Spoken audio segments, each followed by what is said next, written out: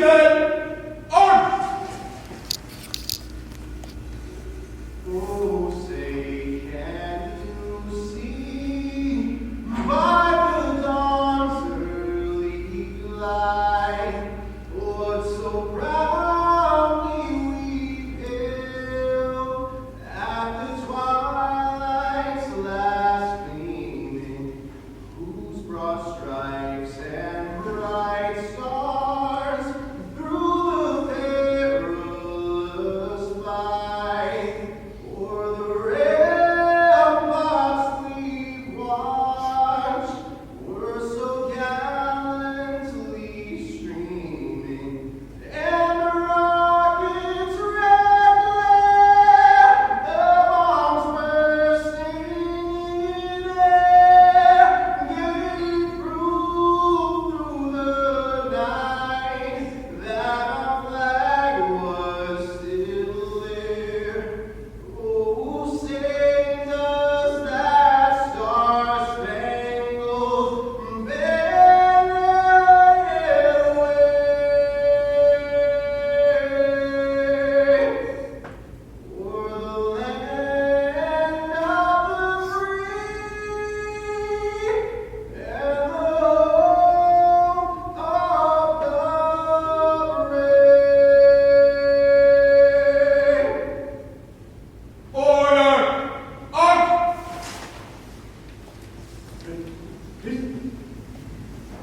Forward, march.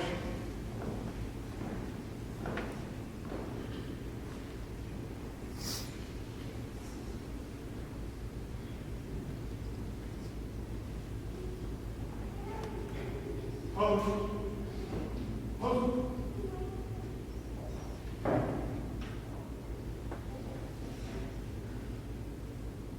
Ready? 2, 3, then, on. Forward, on. Ready? Listen. Forward, march.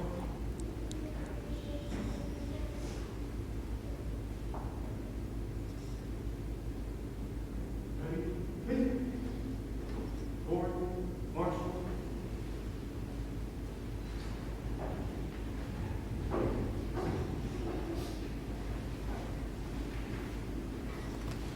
Please take your seats.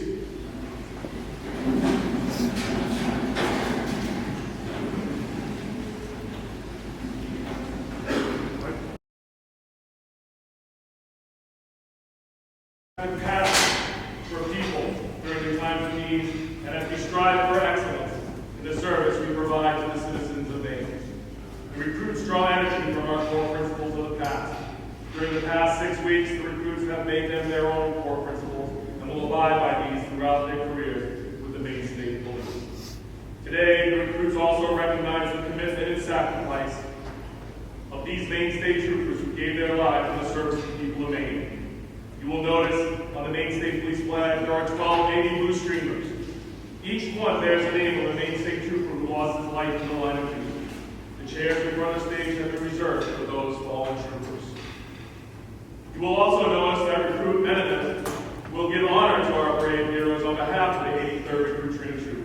May neither this troop nor any training troop in the future ever forget their sacrifices.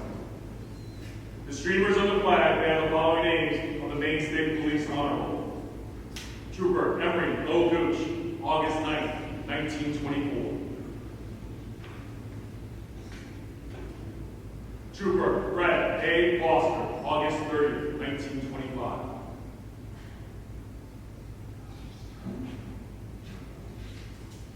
Trooper Frank C. Wing, August 19th, 1928.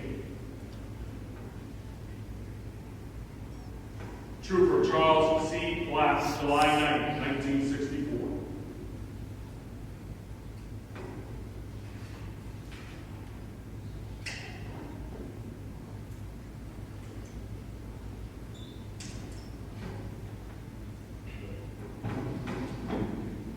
Trooper Thomas J. Merritt, July 12th, 1980.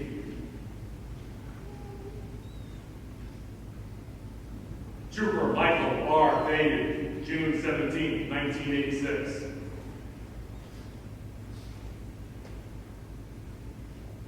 Detective Giles R. Landry, March 31st, 1989. Lieutenant Rennie A. Duple, January 23rd, 1990.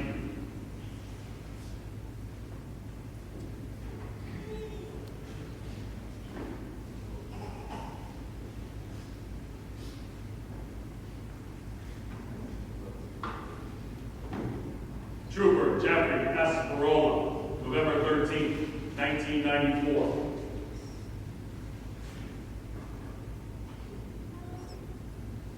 Trooper James A. Griffith, April 15, 1996.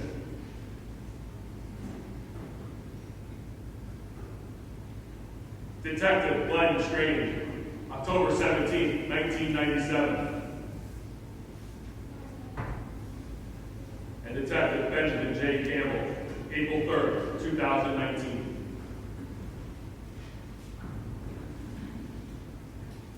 May we never forget.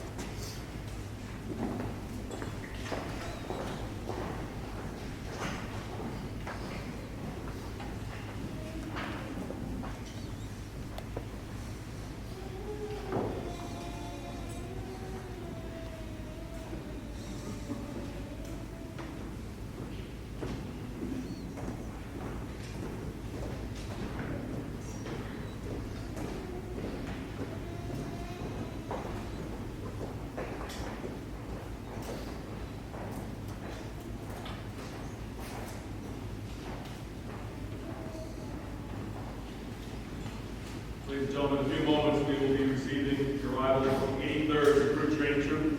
Remain seated.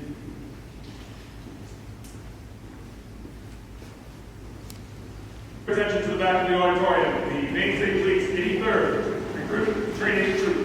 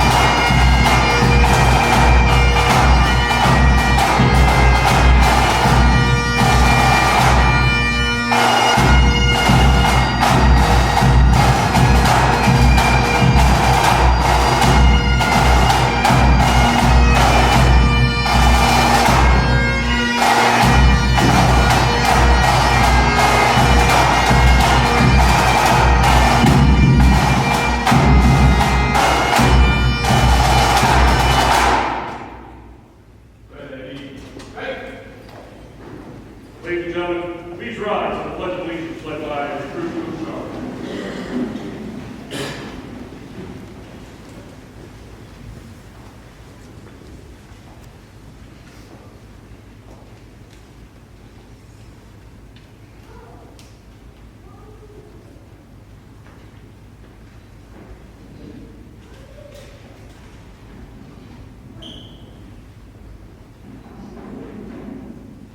Please join us. Freeze, men! Out! To the flag, United States of America, and to the republic for which it stands, one nation, under God, indivisible, with liberty and justice for all. Order! Out!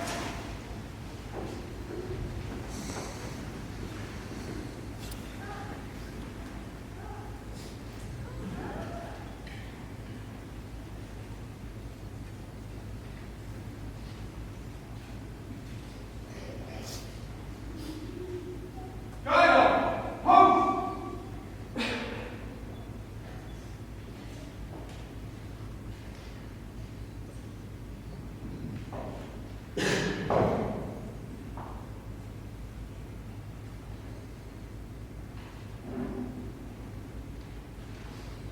Ladies and gentlemen, continue standing for the invocation given by Chaplain Brooks. Uncover!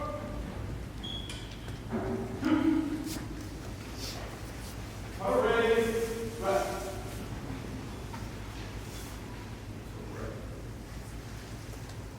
Heavenly Father, we thank you for this day that we come together especially for this purpose. We thank you for our honored guests who will be addressing the class today, for the administration, and especially for the family and loved ones of each one of these individuals whom we're here to recognize and honor in this hour. God, we thank you for all that these Maine State Police recruits have learned over the past weeks as part of the 83rd RTT.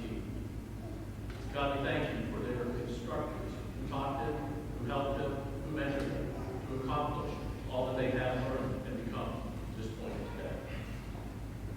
God, we now ask your blessing upon this graduation ceremony, and especially upon these who have chosen to serve our society in the area of law enforcement with the Maine State Police. Bless our time together this morning, and I ask these things in your holy name, for your glory. Amen.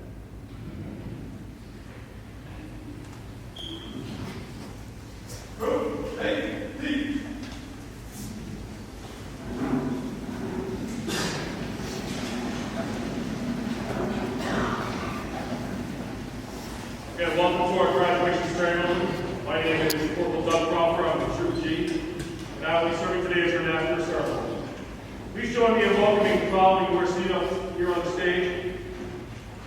To my immediate left is the Commissioner of Public Safety, Mr. Michael Sosa, the Honorable Senator Susan Collins, the Chief of the Maine State Police, William Ross, Major Hare, will be joined by Major Gosling shortly, Major Stevenson, Lieutenant Turcotte, and of course, Chaplain Ross. At this time, I would ask that any retirees of the Maine State Police who are with us right now, please stand and rise and be recognized for your service to the State Police and the State of Maine.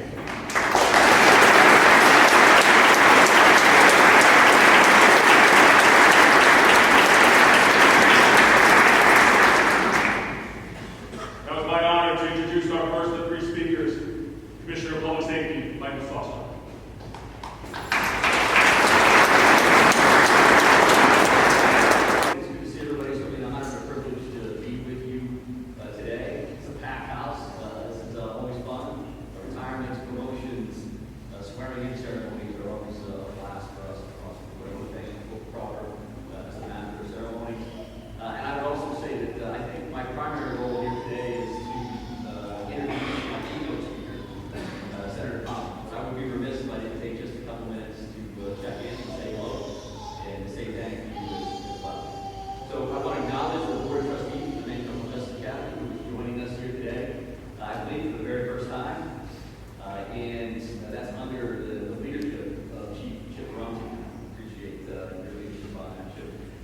Great group of people that happen to be having a board meeting today, and their primary role is to steer, really, the law enforcement and corrections community here in the state of Maine. There's literally hundreds of boards and committees and commissions and all kinds of fun stuff that happens in the state, and all of those folks do great work. I can tell you that being a member of the Board of Trustees over the last 6 years, this is a working board of people that care. They are fully invested and they give their heart and soul to our system. So I really do appreciate having you here. I would also say it's a dangerous game when you start introducing people because it can never end. I'm going to end it here by saying former Deputy or Department of Public Safety Commissioner Andy Jordan is with us, and the retired Chief of the Attorney General's Office Investigation Division, B. Brian McMaster, is also here. They primarily staff the Police Commission are doing some work here in the Academy and staff is doing so. Certainly nice to see both of you here as well. So anybody that's seen me speak in the past, I apologize. Whether it's 2 people or 2,000, I spend a lot of my time at the microphone saying thank you to folks. It's a busy, crazy world out there. It is not uncommon to say, geez, I need to reach out to so-and-so. I want to say thanks. That was an amazing job. I need to call that guy. I haven't called her in a while. And it just, you forget it, right? We move on from there. And that's unfortunate for the world that we live in. So if you have an opportunity to say thank you, I certainly want to take those opportunities. So you're going to hear this again, and you should. Retirees have already been acknowledged. We can never acknowledge their work enough. I would say that now in my 30th year in the public safety world, I truly appreciate everything that we can do standing on the shoulders, literally, of our retirees. The things that they accomplished, the things that they did throughout their careers to break barriers, to create best practices in all aspects of our career. We want to make law enforcement better, and we strive to do that every single day. Our starting point is because of the work that the retirees did in our domain. So we truly thank you for all of your work across the board, and thank you for that. I would say for our trainers, our cadres, our training staff, administrative and otherwise, that when we want to hire, we truly do hire the best of the best. I've seen your resumes, I've talked to the command staff about who you are as people. We are truly snatching up the best of the best from other agencies. And we need to make sure that we're training them, plugging them in turn with the best of the best. What I know is that from my perspective, the most important people in any agency are your frontline sergeants and your field training people. People that have the most impact on a young officer, in this case, young trooper's career. So we need to make sure that we acknowledge our training cadre and our staff appropriately. So thank you very much for all that you've done to get us here. I would say, as we kind of build this list up, the family and friends, please hear me when I say that these folks would not be here without you. I love cops. I took it to an extreme. I married one.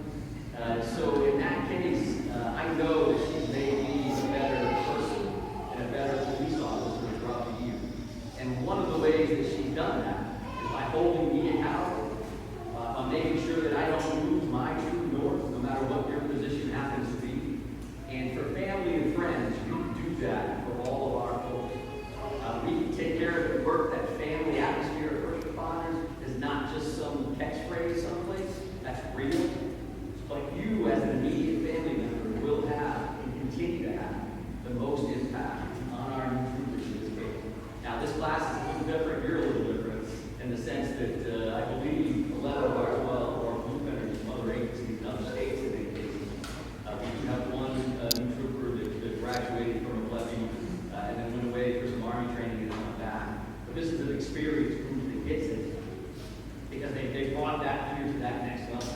So you understand what this means, you understand what this life looks like day in and day out as family members.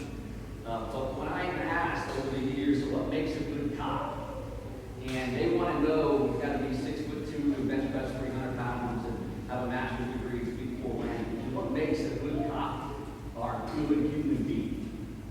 You give me a great human being, and we can turn anybody into a cop. That doesn't mean cops aren't special, but the benchmark is to be a good human being, and then we can train you up, we can fill in the blank, we can check off the boxes, we can train you up on whatever specialties may exist. That is a reality. And the human being component of who we are is largely in part the families and friends and personal decisions that these troopers have made to get them. So when I say thank you to families and friends, that's where that comes from. It comes from the heart. It's truly appreciated for all that you do. And I know that you're going to ask that individual. You seem a little tired. You seem a little quiet. When somebody comes home and how's the day? It's good. You're going to ask them. You're going to tell them. Sit down. It sounds like you had a rough day. Maybe we should talk. When the shield comes off at the end of the day, and the superhuman goes away, and the uniform goes in the closet, that's when those hard conversations can occur. And we need you to have those conversations with people. And we truly appreciate the fact that you do it. For our troopers, our graduating class, congratulations. When I say the best, that's for real. And we do appreciate your service. The reality that you had a chosen agency and you made the conscious decision to take that next step to join us is a big, big deal. We need you out there in our communities. It's absolutely imperative that before anything else happens in society, there is in fact a benchmark on public safety, and you will stand that line, continue to hold that line as we move forward. So you're joining, for those of you that aren't familiar, we have an incredible public safety network in the state of Maine. Our law enforcement family is strong, and you are welcome across the board. I would ask you to do a few things in closing on my end. I would ask you to be safe, be proud, and Semper Fidelis. Be safe, right? There's all this stuff about watch their hands, stay late. I want you to buckle your seatbelts. I want you to wear your vest, push your blue. All those things are important. But when I say be safe,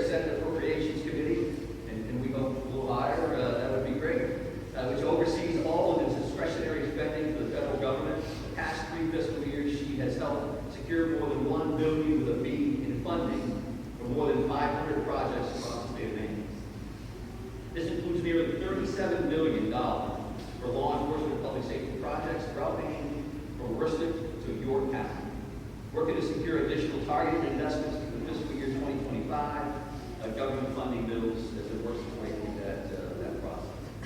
Susan has been consistently recognized for her bipartisanship and her ability to bring people together to get important legislation passed in the law. She also has an amazing state team that we work with on a regular basis. It's always a great resource for us. She's known for her Maine work ethic. Senator Collins has not missed a single roll call vote throughout her entire Senate service, beginning in 1997. Just swallow that thing for a second. More than 9,000 in a row, the longest perfect voting record in Senate history. So bios are great, right? I love bios, that's good, you gotta read the bio. But who Senator Collins is she's a friend of ours. She's an ally, she's a partner of public safety professionals in this state. When you walk into a room with Senator Collins, you will see a friend and somebody that backs us up, stands up for us.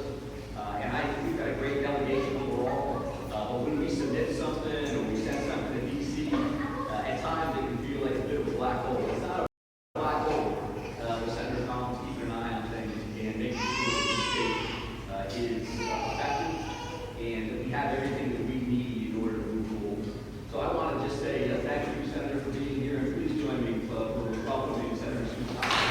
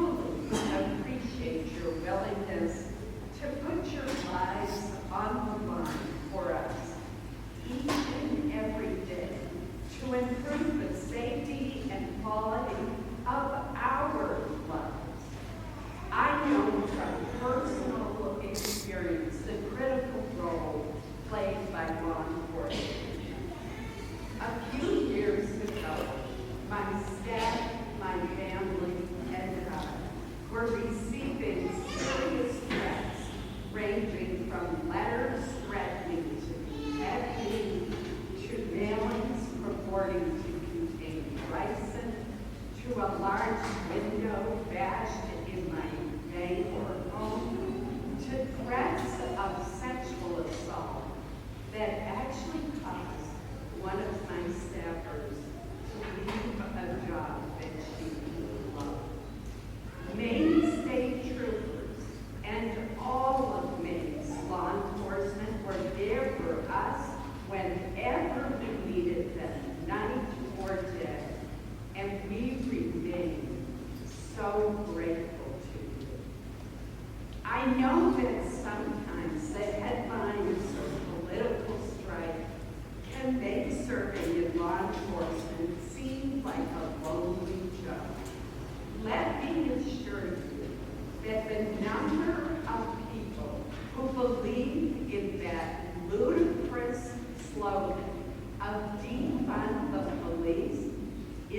tiny. It's very small.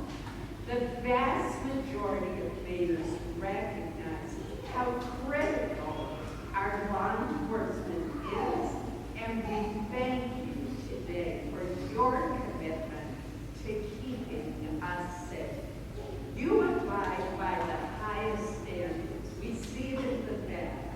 Integrity, fairness, compassion, excellence. Those are the core values of the Maine State Police. They are also the core values that describe and motivate today's graduates. We are fortunate that these qualities will guide their service in the Maine State Police. Our state's law enforcement agency has an interesting history. The Maine State Highway Police was formed in 1921 in the early years of the automobile age, and the 59 original members, known as inspectors, were charged with enforcing traffic laws through motorcycle patrols. Today, more than 300 brave men and women proudly bear the title of trooper and shoulder an ever-expanding portfolio of responsibilities. From child abuse to financial scams targeting our seniors, from violent crime to cyber crime, from the drug epidemic to human trafficking, the Maine State Police face our darkest threats with the utmost professionalism, determination, and courage. Maine is consistently ranked as one of the safest states in the country, and that achievement is due to the efforts of the state police, individual officers, county, and local authorities. It's also due to the high level of cooperation and collaboration among law enforcement agencies across the government spectrum, federal, state, county, and municipal. We are seeing that collaboration right now in confronting a serious problem in our state: illegal marijuana grows that are suspected to be linked to transnational Chinese criminal organizations. They are likely part of a money laundering operation and pose a public health as well as a national security threat. These illegal operations also destroy homes in rural Maine that are needed to house our families. I hope that cooperative federal, state, county, and local law enforcement efforts will continue to target this insidious problem. From my meetings with law enforcement throughout Maine, I also know how important the regional information sharing system is to investigate multi-jurisdictional crimes. As a leader, soon I hope to be chair of the Senate Appropriations Committee, I've successfully advocated for increased funding for this vital program. Cooperation is also especially important in protecting our international border. Operation Stone Guard allows Maine's law enforcement agencies to work hand in hand with U.S. Customs and Border Protection. In recent years, Maine has received millions in federal funding through this program, which has proven successful in intercepting drugs and stopping illegal crossings. This year, as we learned earlier, that very moving ceremony marks the 100th anniversary of the first Maine trooper to lose his life in the line of duty. Every day across the country,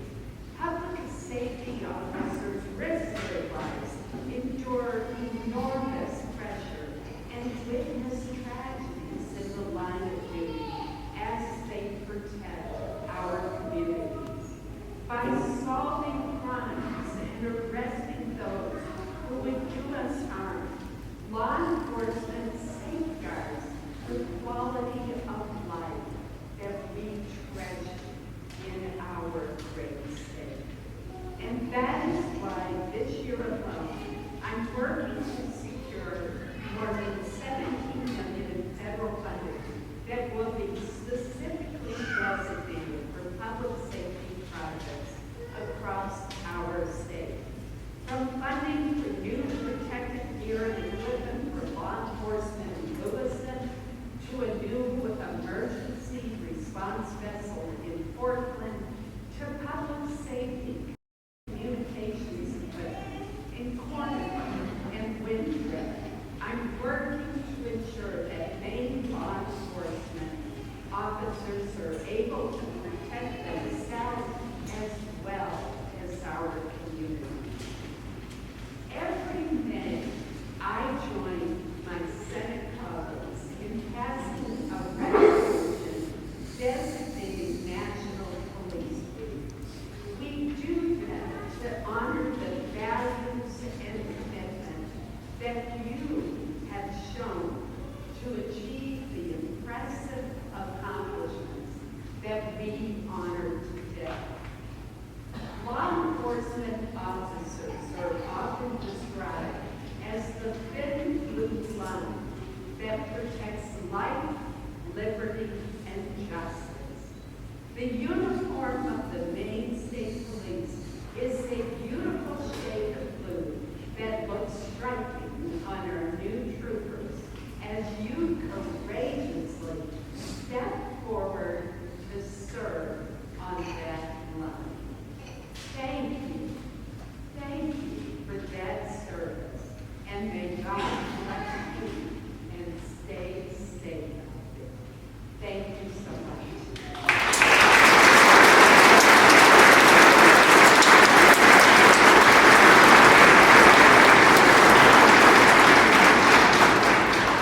Being the cadre of this training troop, some of these people come out of the field and dedicate their time. It's a big commitment. It's a big commitment to the agency, it's a big commitment to these individuals. So thank you for doing that. I know it's tough work.